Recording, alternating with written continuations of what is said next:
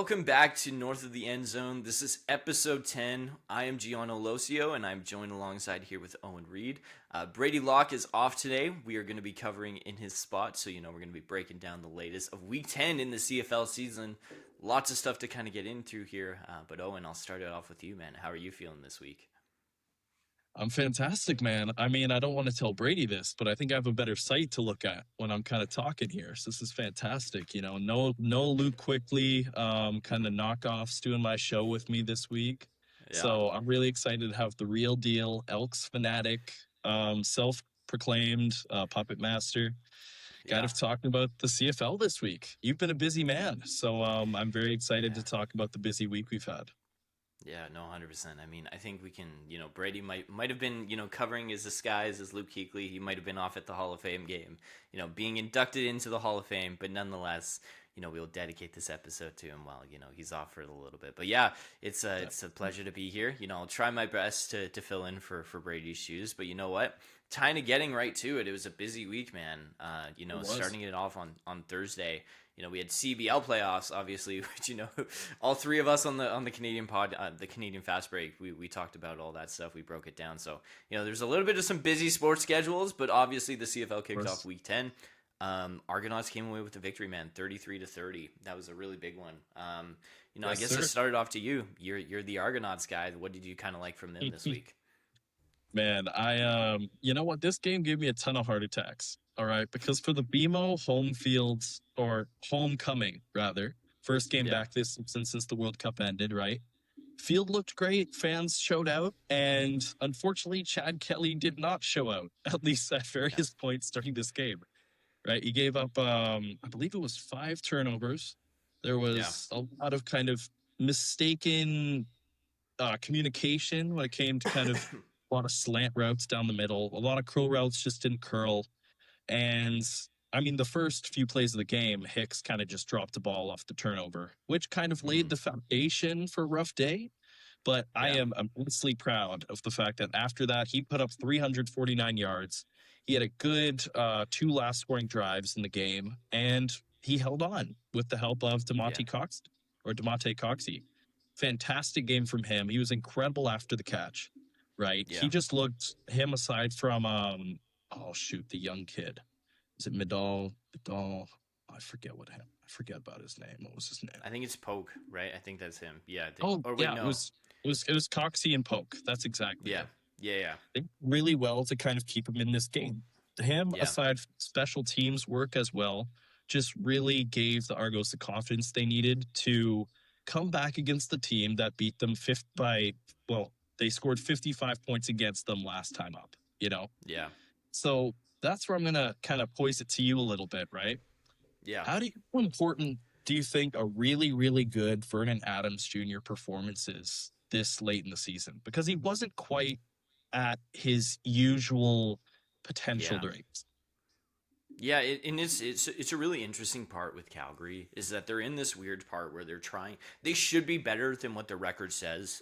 We Mm, talked to Maggie a few weeks ago now, and just talked about before the CBL playoffs, like what do you think has kind of been the difference maker for Calgary? And she pointed out something really good. Like this loss feels like it's been really similar for the Calgary Stampeders. It's one where they do enough to win, but at the end of the day, they lose by like 3 or 4 points. Like something that doesn't say they're not a good team, but just something that's enough that just doesn't go your way.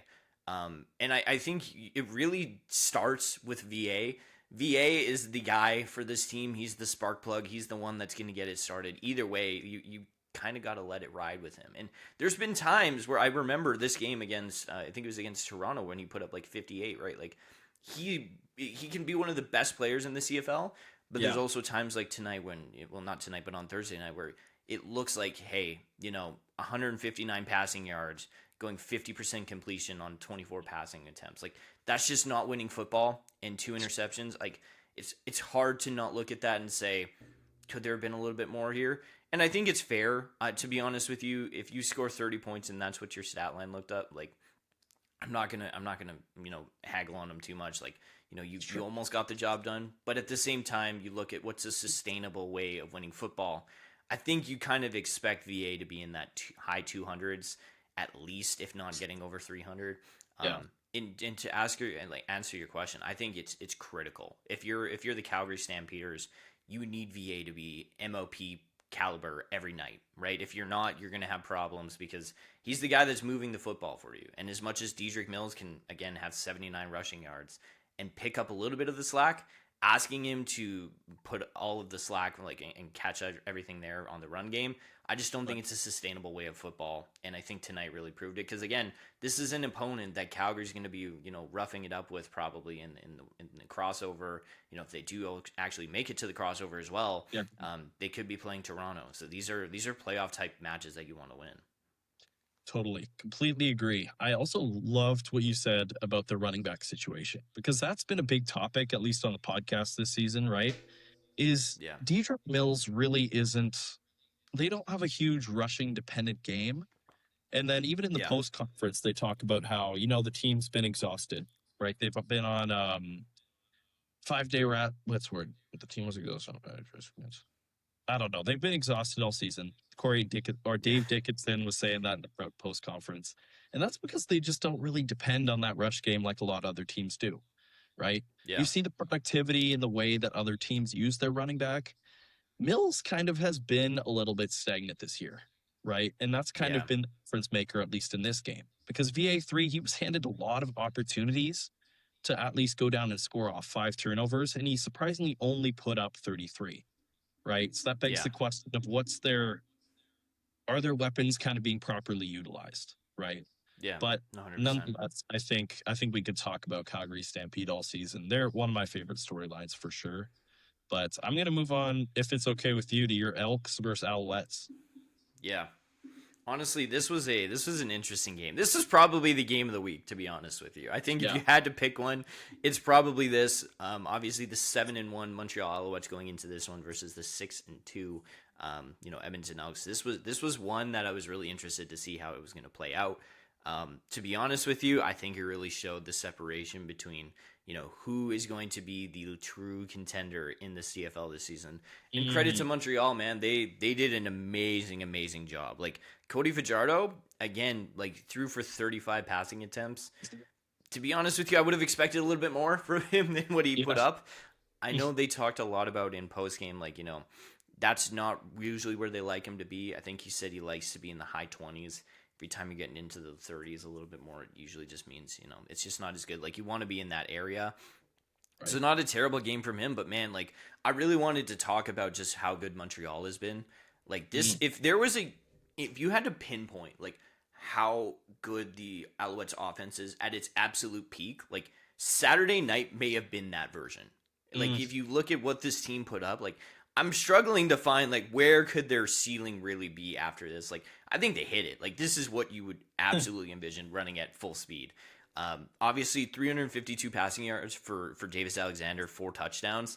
Probably, he could probably get over 400, but at the same Yeah. time, you look at the offense as a whole. Like Travis Tice, like 100 yards on the ground. Like he's been doing great in those situations. And then you think about Tyler Snead and Tyson Philpott, each getting over 100 passing yards and like 4 touchdowns between the two of them. Like I look at that and I say, okay, there's really not a lot more that this offense could achieve on that night. Again, maybe you start to say, well, what if it's more, Tice maybe getting 25, 30 more. Maybe it's, figuring out how to get Alexander over the 400 mark. Like it's possible and it's there.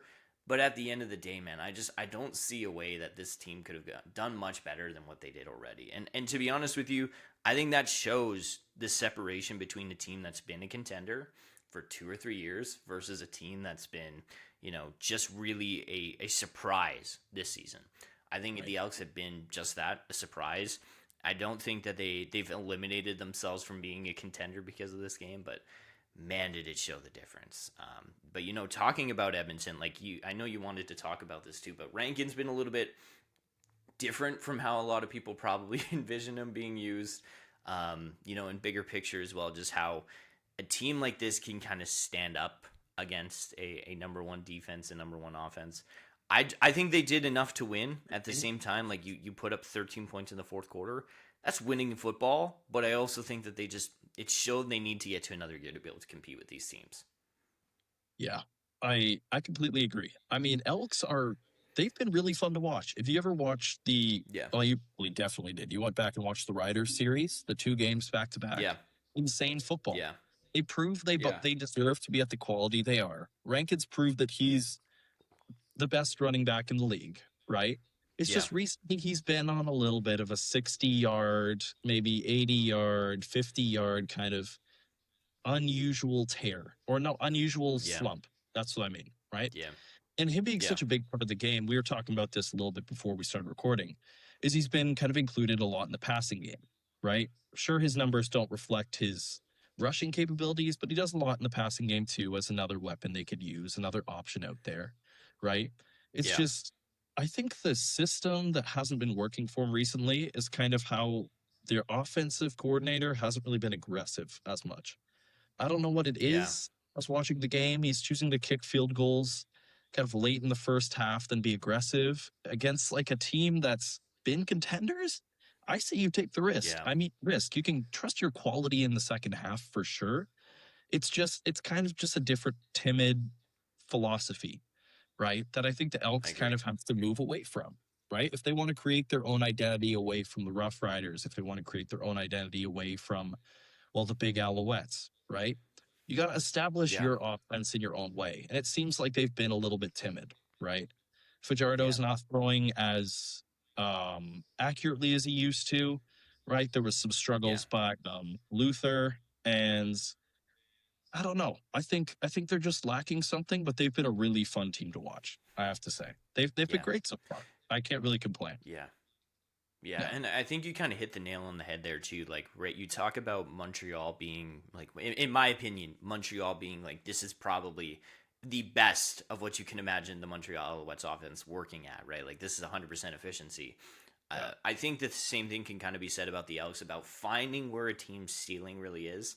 I think the Mm, Elks really proved that they can battle with the Riders. The Riders did have a lot of people on IR, right? Like they've been dealing with their yeah. own injuries, so maybe that should have been a warning sign that you go up against a really tough Montreal team.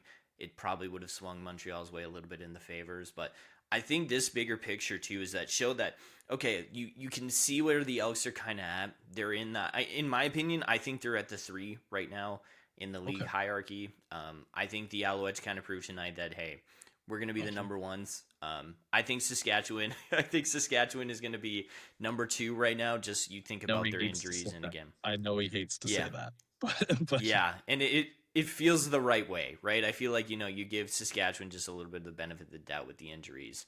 I kind of lean that way. That's not to say the Elks aren't a great team and they can't figure it out. I feel like the best part about what this team is that they're finding their identity as a contender. A lot of teams, it's one conversation to get out of that basement of the league and then say, hey, we're a winning football team now. That's one step. There's a mm, step where you can say, okay, we got to learn how to be a contender, beat right. contenders, and be in that conversation week in week out. I think they're going to find it. I don't think this is something that completely takes away from their everything they've done through the past 10 weeks of football. But I think it's a nice reality check in probably the nicest way possible to say, hey, you're probably better than like 7 other CFL teams, but you might have one more step to go. So I Yeah. think I think you kind of hit it on the head. Great season so far. I think they've got a lot to keep going with and a lot to be proud of. One thing I will say too about the Alouettes before we kind of move on. I think that they still have a little bit of a problem, and this could be their only fatal flaw right now. If I had to point out Okay. one thing, it's the defense. Giving up 30 points again, 13 of those in the fourth quarter. Like they only gave up 17, and that was in the second. Yeah. Like that was it. It, Like it could have been really good. Like this could have been a really, really dominating victory, but it feels like there's been times where they've been able to say, okay, our offense has held everybody off. Then the defense it's, just can't quite finish it off to where you'd like it to be. So I don't know if that comes back to be, something we look at to say, well, that was there. hmm, Playoffs are a different beast. We're seeing that right now in the CBL. You can have a great regular season, but if you oof. can't perform for 3 games in the end of October, beginning of November, like you're going to be out of the playoffs and you're going to be sitting at It's home true. with no championship ring. So that's one thing I wanted to bring up. Again, it's a small nitpick, but it's something to keep in the back of our minds where it's like, okay, if something does go wrong, we can kind of say this has been there throughout the entire season. But nonetheless, it's a smaller thing. But I'll throw it over to you if you have any other thoughts on this game. No. I think actually we rested up pretty well. That was one of our Yeah, best analysis on this podcast for sure. yeah, yeah, What I will say, I'll add on to you. Yeah, definitely a thing to watch out for. Their defense in the fourth quarters has been terrible.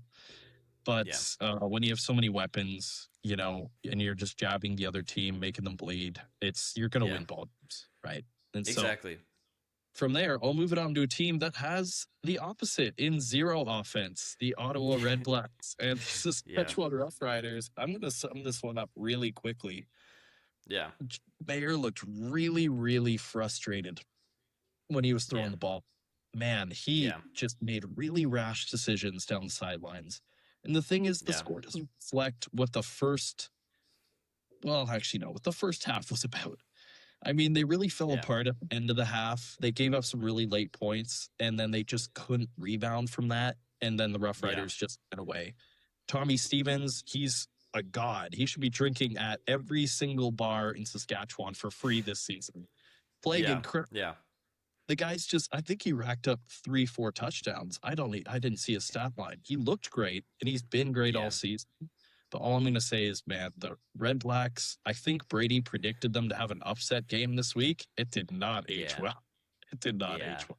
No, yeah. And I no. could see that too. Like going up to the week again, they had Keon Schaefer-Baker, Samuel Amelis, Tavon Campbell. Like they had some really, really big important pieces go on to the injury reserve.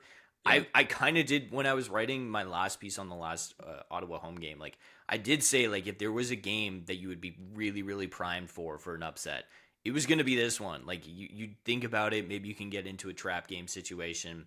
Yeah. Saskatchewan takes care of business, man. Like I think the bigger part here too is that don't count out these riders, man. There's something brewing here that again they have the depth. They're doing what they need to do to take care of business.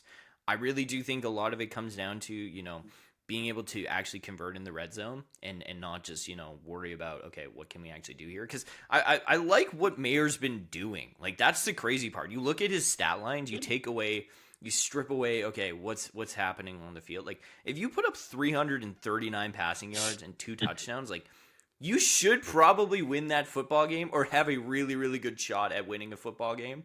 Yeah. I think he's doing what is asked of him.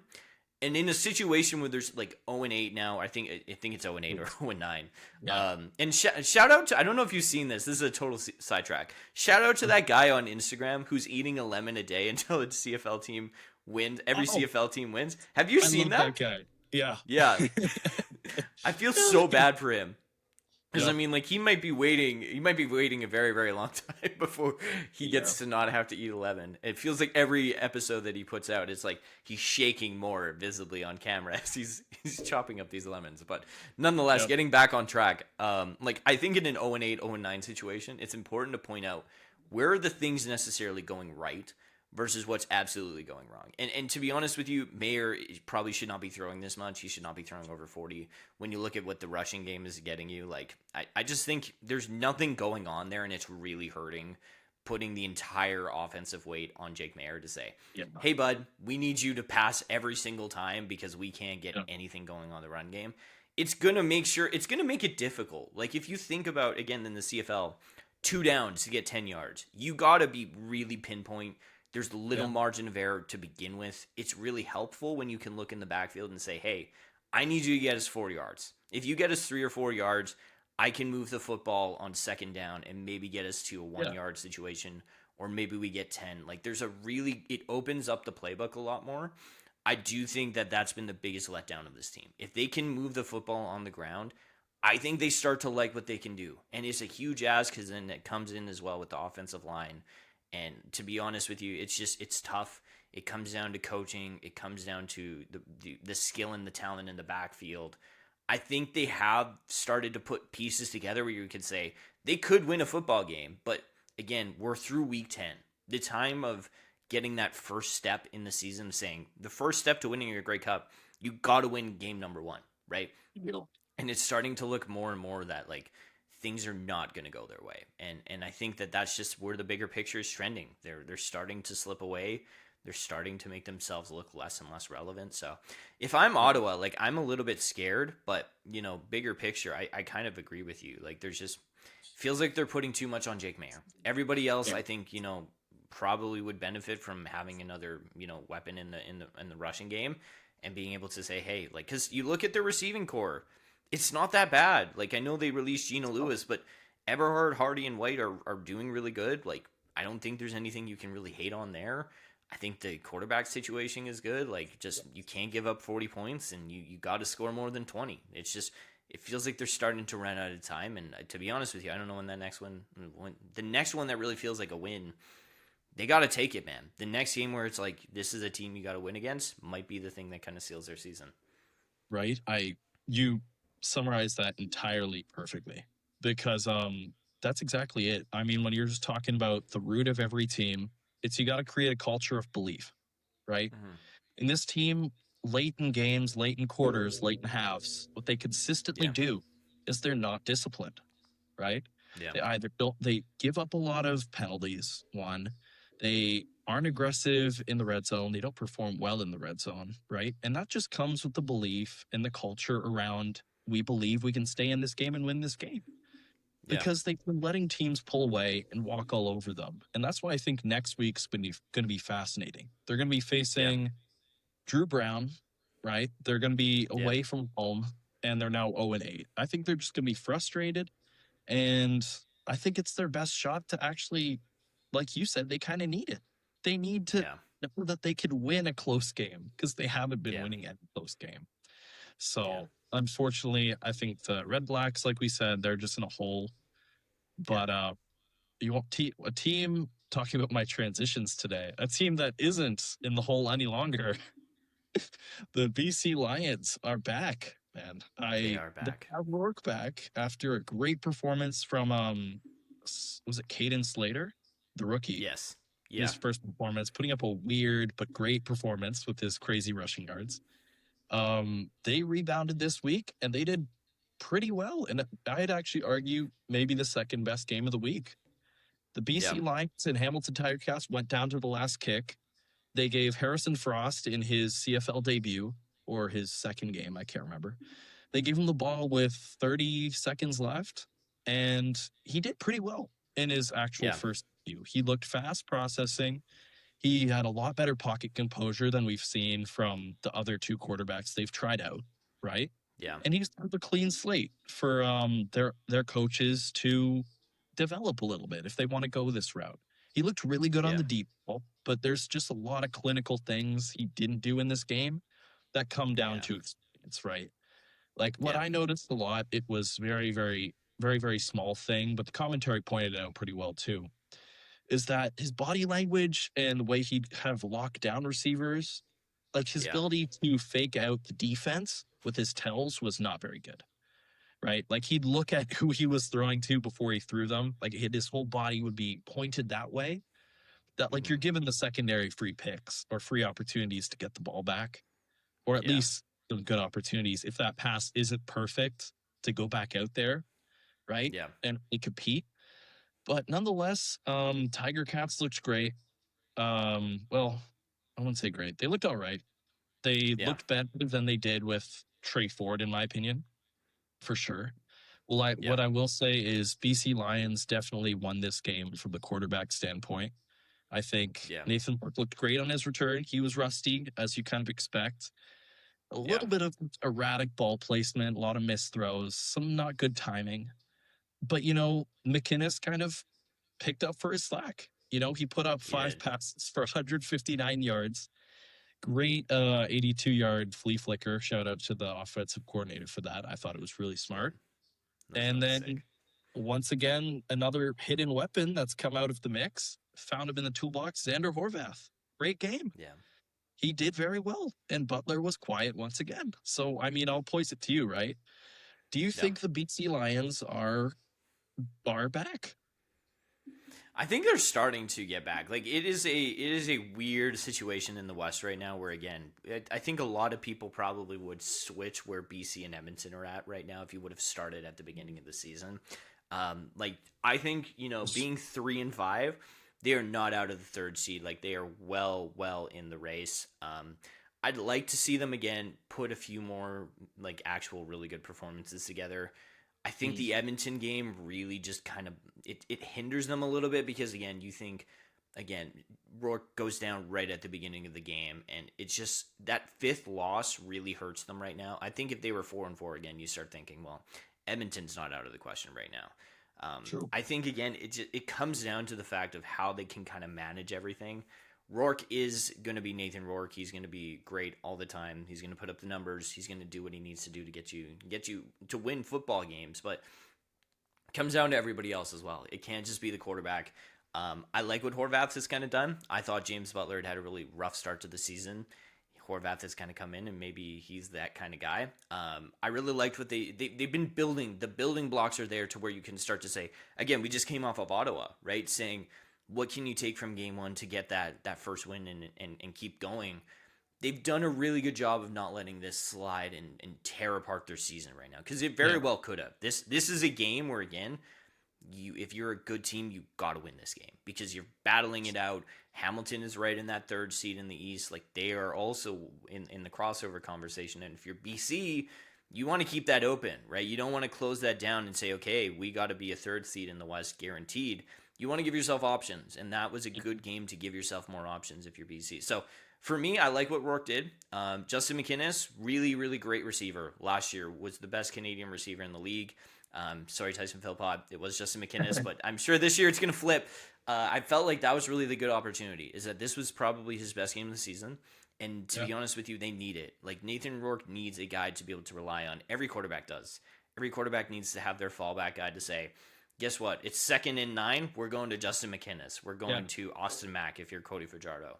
You need those guys to be performing. And through the first little bit, it really had not been that good for Justin McInnes, whether it was just a slow start with Rourke and then, the quarterback challenges and now having Rourke back. Like, I hope if you're BC, this is kind of that starting point where you can say, okay, this duo's back. But I like what they did so far. They did just enough to win this football game. I think they got to get better going forward to really start to establish themselves into saying we can beat a Calgary, we can beat a Winnipeg. But they're starting to get there. I'd say 1 or 2 more games, and if they keep putting up like this, I'd say without a doubt they're back into being an outside contender, for the Grey Cup. Okay. So the take is they're outside looking in right now. They're not right now, but I think it can change. Okay. See, they're facing their defense is definitely getting tested next week. They're facing Calgary. Yeah. Right? Yeah, that's going to be a tough one. That will be very tough. I don't predict BC to do too well. I mean, they look really great. It's just funny enough, the matchup I'm really looking forward to in that kind of matchup, or the matchup I'm looking forward to in the game, right, is actually the special teams units, which is the funniest part. BC has struggled a lot in their special teams. It's been hidden, right? Yeah. They've had multiple breakdowns. They've allowed kind of opening bad kicks. Their return unit hasn't been, or not the return unit. The unit blocking the return unit hasn't been good this season, right? They've had blocked field goals. They've had all that stuff. Meanwhile, you're facing Tyreek McAllister on the other side, who's been dominant in the return. And they have an incredible special teams unit right now. So I'm really curious to see if their offense can make up for their little holes and problems they have on other aspects of their game, right? And that's going to kind of prove if, BC is willing to go up to 4-5, if they're willing to drop Calgary down to 4-6, right? If they have the potential to kind of, like you said, get inside, Yeah. So, and I like that. I like that a lot. I think that's probably going to be their biggest test game out there right now. To be honest with you, like if you want to be in that conversation of, we just had a rough start, figuring things out, and then also, just the fact of having an injured quarterback, right? Like you got to go out and win this game. Like we're getting to right now in this midweek, like between week 10 and week 11 is technically the halfway point of the season, because it's a 21-week season. Like there's not a direct week that you can point to, but we're going to call it right now that it's the halfway point.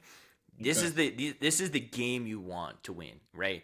you're going to be playing some tough teams. I remember they have the Riders up next after that one, and then I believe they play the Stamps again. Oh, sorry, no, they Yeah. play the Red Blacks right before Labor Day, and then Labor Day they play Montreal. So like these are the games that you look at to be Montreal, Saskatchewan, and then the Red Blacks, and then the Stamps. Like ideally, you're going to win that Red Blacks game, but at the same time, you can't keep losing ground at this point because you don't know how Calgary is going to do against, Edmonton. You don't know how Winnipeg's going to do against Saskatchewan at Labor Day.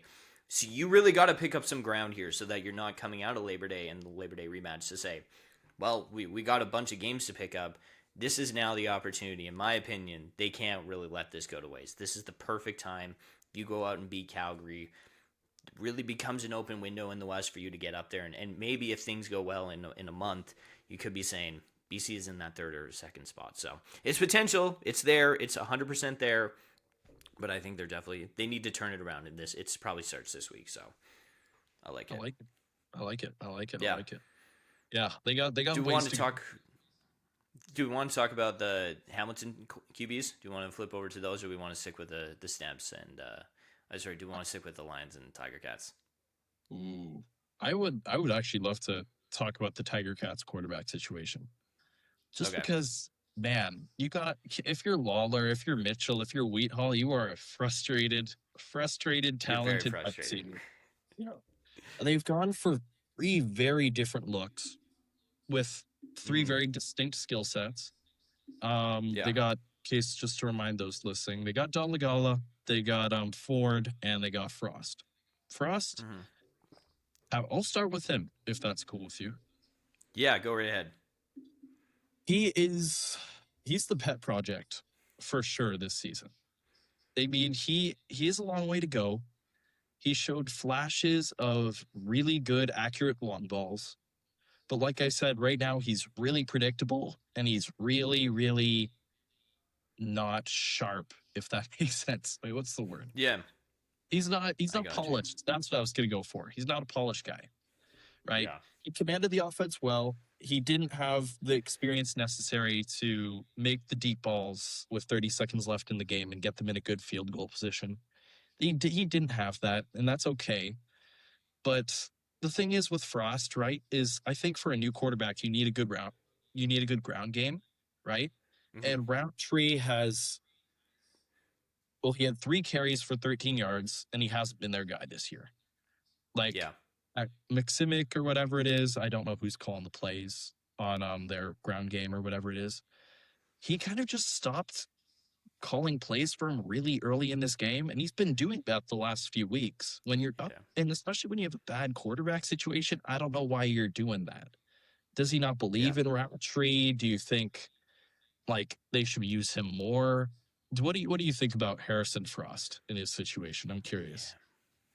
Yeah, I mean, I want to go to the stats. Like, to be honest with you, I know this is probably not going to be the most popular take. I do think Trey Ford deserves another look at some point. Like, be as it may, what his limitation is as a pocket QB. I do think he just adds such a great element of being able to dominate your rushing game and your passing game.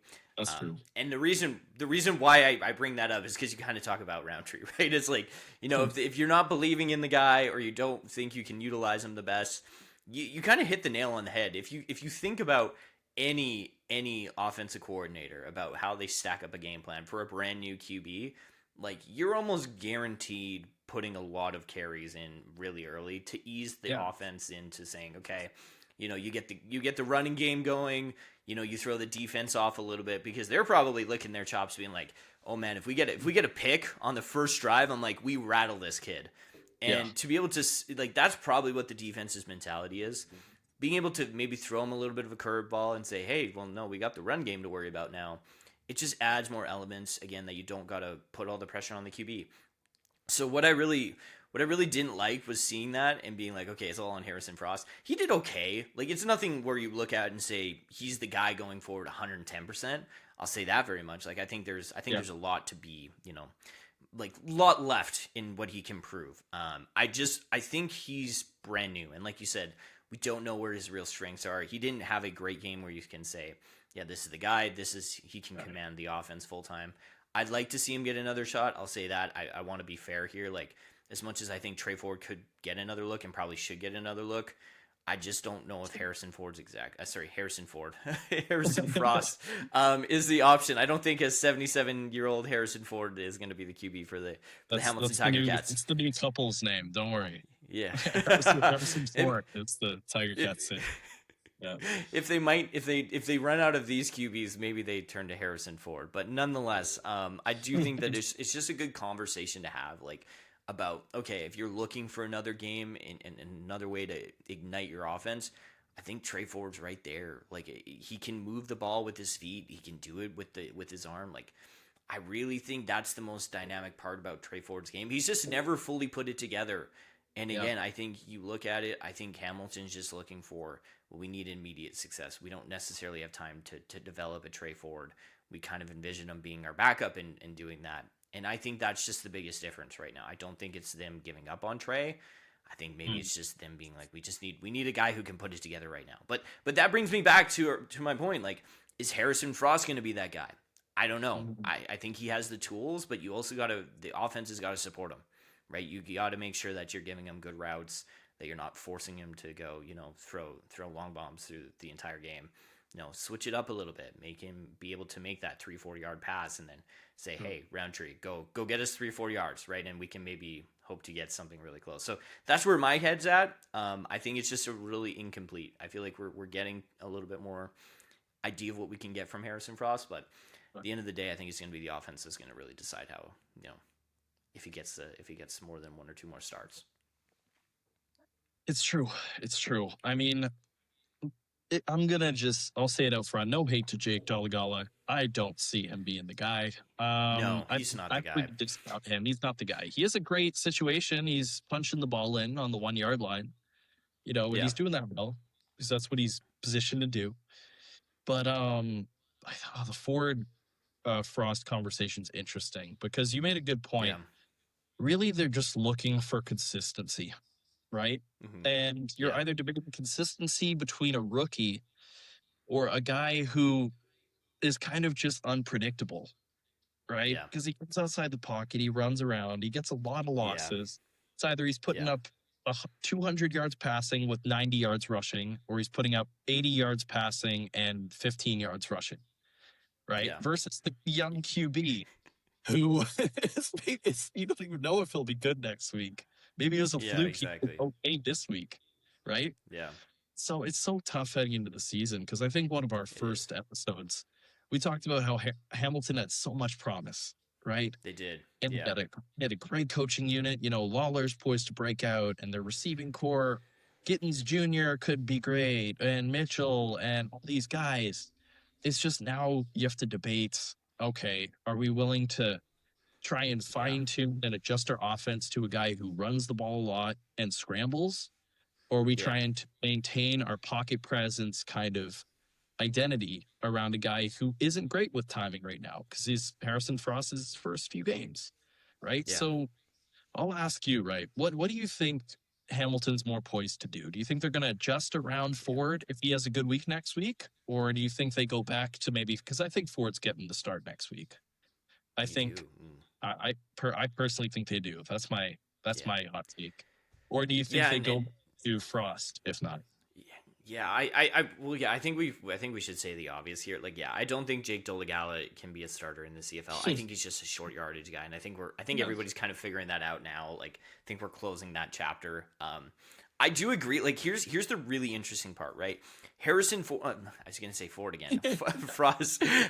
Frost is really good because you think about what this offense was built for. It was built for Bo Levi Mitchell, right? And Bo Levi is a pocket passer through and through. And this whole debate could be changed by just, it depends on how long Bo Levi is out. We do not have a date. The team probably roughly knows. And I think that's maybe influencing their decision a little bit more, like to say, okay, if you think Bo Levi is going to be back for the playoffs, like, maybe if he's not even going to be back for the playoffs, like, there's two different situations, but the way this offense was created was for Bo Levi Mitchell.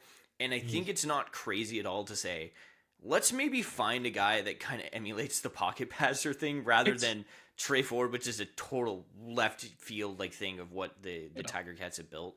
I think that comes into play a little bit to say, well, maybe if Harrison Frost, is going to say it again, gets into like 3 or 4 more games, could he realistically be a starter? And I think that's one aspect of it to say, okay, like we're taking a shorter development period to say maybe this guy can do it. But at the same time, Trey Ford has his problems as well, right? You he talk about the does. consistency. It's like, do you want to go for the guy that can struggle with consistency, but probably is explosive enough to win you a football game by himself? That's a way there to get a win. But at the same time, Harrison Frost might be the guy that's a little bit more long term, right? To be able to say, Yeah. okay, once he gets through that hurdle, he could be there for until Bo Levi gets back. So it's real. I think this is a real crossroads of if you're Hamilton, you go short term and you think win now, you might go Trey Ford. If you're thinking a little bit more, well, we're probably going to be in the playoff picture long enough, and we might squeeze out a win or two with Frost as he gets better.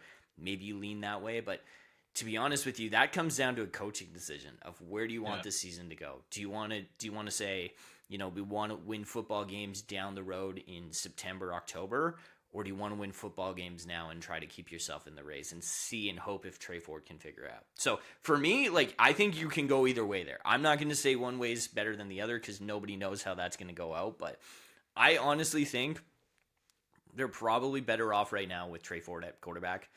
Um, Okay. Okay. I think he's had his problems. We've talked about that a lot, but I do agree with you. Like, I think if they go back to Ford next week, like I would think that they're in a good spot. I think they're in a good spot to win football games. They don't got to worry about the crossover.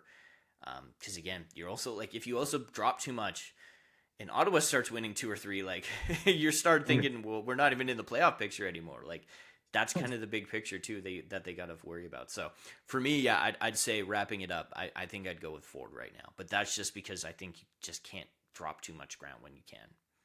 Okay. I like it. I like it. So it wraps it Yeah, up. You're more for I think it's what Jared Baines is their offensive coordinator. I think so. Yeah. I think so, Jared Baines. You think he's more willing to just sit or adjust around Ford because he's got the win now mentality. Yeah, That's I think that's probably the way. I just don't think you can give like again. We talked about BC being like 3-5. Like Hamilton is 3-6. They're right there with Toronto, but at the same time, you got to worry about the crossover because the 4th seed in the West can cross over if they have a better record than the 3rd seed in the East. And right correct. now, that's Calgary at 4-5, but could also be BC at 4-5. It's And two you, teams if don't if want to you compete with. Exactly. And if you're bigger picture, you're like, do we want to try to win football games now and just ride it out? Like it's a tough one. I don't think you can go necessarily wrong either way or go right either way. They both have really big drawbacks. Like Harrison Frost could turn out to be not as good as what we probably think or what they thought. And that experiment could die miserably, or they can maybe they try to get Harrison Frost more reps as the backup. Like you can really go either way here, and I would be Yeah. totally fine seeing either way because obviously it's their football team. They're the ones that it's their heads on the line. Like they got to make that decision. But if it was me, if I'm an outsider talking, I'm thinking it's Trey Ford. But that's my Right. opinion. I've watched a lot of Trey Ford. Again, I feel like a little bit more confident taking the guy I've watched a lot more than the guy that's brand new to the CFL. So yeah, There you it's go. an interesting one for sure. The Justin Fields of the CFL is the answer. I like He it. is. I like it. Yeah. Very cool. Yeah. Archie, no, I'll So I say guess it's not like that's the Jameson Winston of the CFL. yeah. He's so No, on or he's so tough.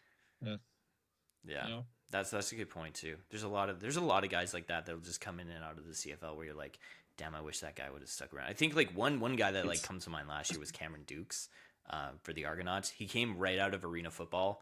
Was like, and it's funny because like Ricky Ray came out of arena football, and anytime that kind of happens, no. it's like there's always this like small like, okay, is this guy like it? Do they have it? And obviously like Kurt Warner came out of the Arena Football League too. So like anytime you get a guy that kind of gets to the CFL too from that league, it's just really like I usually take it to be like, okay, like he made it here for a reason. Let's see how he does. Yeah. But sometimes guys just don't stick. They can't put it all together, and you're like, well, that was a fun 2 weeks, and you look back on them as like elite ball knowledge players to be like, you remember Yes. those days? And yeah, so lots of great stuff there. But nonetheless, I guess we can kind of wrap this up with looking to week 11, man. There's some good games up here.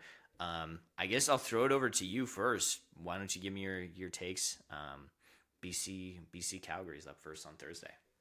Ooh, I see. I see. You know what? I'll do some quick fire takes, definitely, because we're already at 45 minutes here. Look at us yapping. Yeah, yeah, Um, no kidding. BC Calgary. Oh, I think Calgary just has a tendency not to lose two in a row. So I think I'll go Yeah. Calgary there, but hell of a quarterback duel. What are you thinking? Yeah, I think that's going to be probably one of the better quarterback matches just looking at it. I think, to be honest with you, I'm going to go Calgary. I think VA is going to respond. I would not be surprised if we're in for another like 50-point night, to be honest with you. Like, it just kind of has that thing kind of going up. Yeah. Well, I guess Winnipeg, Ottawa. That's going to be another one of the Battle of the Drew Brown yeah. saga, all that stuff. To be Yeah. honest with you, I'm gonna go with Ottawa. I'm gonna say Ottawa. something has to happen at a certain point. I'll go out, stick my neck out. I'm gonna say it's Ottawa that takes it. Okay. Okay. So wow, they do not. Drew Brown is left sad, and he goes 1-1. Okay, I Yeah. like it. Um, yeah, I'll just go against you to go Winnipeg. I like them at Okay. home, and I Yeah. think if they're on, they're really on. But it's gonna be a close game in the fourth. That's my bet. Mayer is not gonna let his team go 0-9 very easily. I don't think, Yeah. or at least Oh my gosh, who's their coach? Dinwiddie. Yeah. Who's Ryan their Dinwiddie. Yeah. Ryan Dinwiddie? He's not gonna let them go 0-9 easily. So I think it's gonna be close, but Winnipeg because of the home. Yeah. Yeah, and I like that. I remember when we were talking not too long ago about I remember Brady talked about Jake Mayer just kind of letting that game slip away. I think it was against Winnipeg. Again, just missing a throw and it could have been a field goal and that could have won them the game. I wonder if Ottawa kind of has that stuck in the back of their head to be like, hey, we can be better. But it'll be interesting for sure if they do manage it. That'll be a great one. I might have to hop back on the pod and take. It would be a great story. Nonetheless, I completely agree. it would be a great story. It would be a great story. But you know what? Moving on to Saturday, we got the Elks at the Toronto Argonauts. Or sorry, Elks are in Edmonton. The Argos are going to be playing at Commonwealth. So honestly, this is going to be a big one. Chad Kelly versus Cody Fajardo. I'm going to go Fajardo again. I think the Elks are the contender. They're going to be favored in this one. I think they're going to respond. But you can never count out Chad Kelly, can you? Yeah, don't put Kelly in a corner is my favorite saying. I Man, like that. I I think every single week I bet on the Argos because I have a superstition going against your favorite team. Yeah. So I'm gonna go. Give me the Toronto Argos. You It's go on gonna the be a rough Argos. game though. I think ranking's back. I don't know. Yeah. I can't see the Elks losing, but I'm gonna go Yeah. Toronto for the fun fan pick. Yeah. Yeah, I like that. I like that. And then I honestly, I don't think it's totally out of the question, but you never know. Then we got Saskatchewan, man, and Hamilton. Again, if it's Trey Ford, it could be a crazy one. If it's Harrison Frost, man, he might be in for a heck of a night. So honestly, I'm gonna go with the Riders on that one. I know they're dealing with some injuries, but man, you cannot count out Trevor Harris in my opinion. So I'm going Riders. I'm gonna go off pure gut instinct that I think Hamilton's got it. I think the Saskatchewan's going in with a buttload of confidence right now. Yeah. They're riding the high off of scoring 22 or winning by 22. And Yeah. they're just going to be heading into Hamilton, probably, just rubbing their hands together, thinking they got it easy.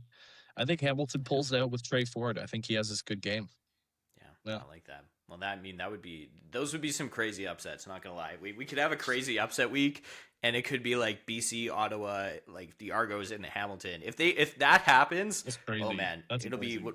be one of the craziest weeks of the season, no doubt. So, honestly, man, some great football coming up. Week 11, man. I don't know if you can believe it already, but we're getting past, the halfway point. Labor Day is our right 10th around the corner. anniversary episode right now, man. It is episode wild. number 10. Yeah, that's awesome. So, honestly, I'm so excited to get you and Brady to watch the Labor Day Classic because it'll be your guys' first Labor Day. That is going to be amazing. I know you guys are going to love it. I'm hoping you guys have been enjoying the CFL content, getting to know all the CFL teams, all that stuff. So, honestly, that about wraps it up, man. I guess, yeah, we'll be back next week, hopefully with Brady. We I think we did a decent job of holding it down while Yes. Brady will be back hopefully for next episode. But It's been a nonetheless, pleasure to have you. Yeah. We appreciate North of the End Zone's very own creator. Yeah. So I think you filled in well. I Yeah. think it worked out. I think it Yeah. worked out. Yeah, well, we'll see if the Trey Ford Harrison Frost thing transfers over to here, and if I get another start at the host position, but nonetheless, yeah, I guess that's pretty much gonna wrap it up. Appreciate everybody for watching Notes episode 10. But yeah, honestly, it's gonna be a great week of football again, and we'll see if there's as many upsets as we thought. If not, I'm sure it's gonna be another great week of football. But we will see you all in the next episode. Yes, sir.